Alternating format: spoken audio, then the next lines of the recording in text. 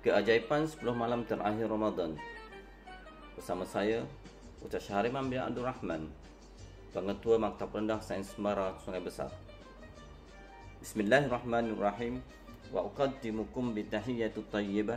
Assalamualaikum warahmatullahi wabarakatuh. Bagaimana untuk menggapai keajaiban?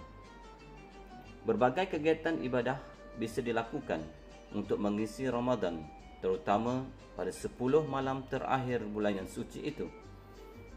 Dengan kegiatan itu, kita akan menggapai keajaiban yang ada di dalamnya, dan kita akan meraihnya secara penuh jika ada kesungguhan untuk melaksanakannya, di mana Rasulullah SAW dan para sahabat radhiyallahu anhum telah mencontohkan aktiviti ibadah yang penting dilakukan pada saat malam-malam tersebut, di mana di antaranya ialah i'tikaf, iaitu diam di masjid dengan niat yang khusus dan disertai ibadah.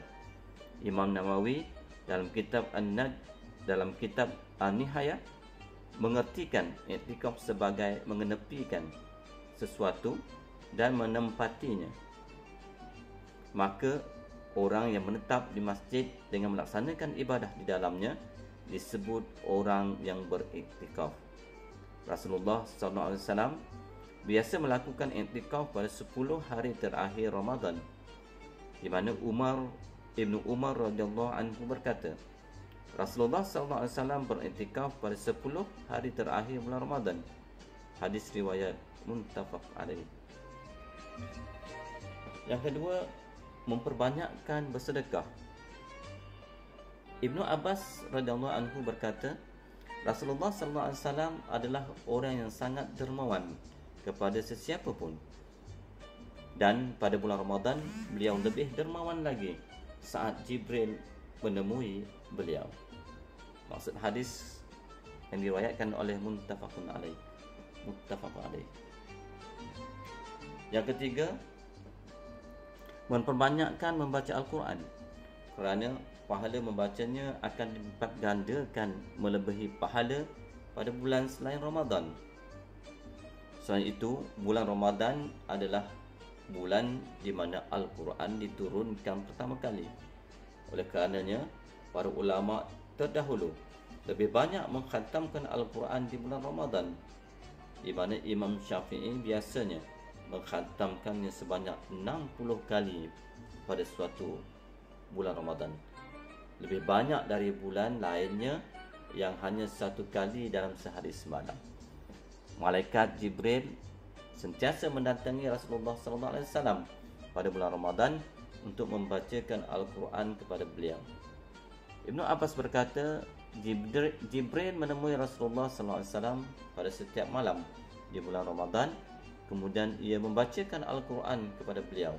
Maksud hadis riwayat muttafaq alaih. Yang keempat, melakukan ibadah umrah.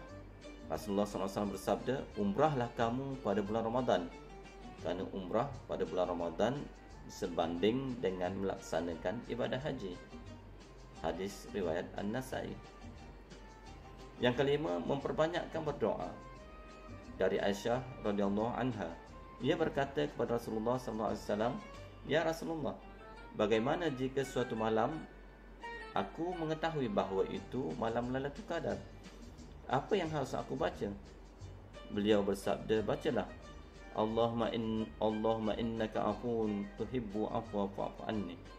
Ya Allah, sesungguhnya Engkau Maha Pemaaf, Engkau Maha Pemaaf, Engkau menyukai permintaan maaf, maka ampunilah daku. Hadis riwayat Tirmizi. Dan yang keenam, memperbanyakkan solat sunnah. Barang siapa yang bangun untuk solat pada malam Lailatul Qadar dengan penuh keimanan dan keikhlasan, maka diampunkan dosanya yang telah lalu. InsyaAllah bersambung di siri akan datang. Sekian, terima kasih. Assalamualaikum warahmatullahi wabarakatuh.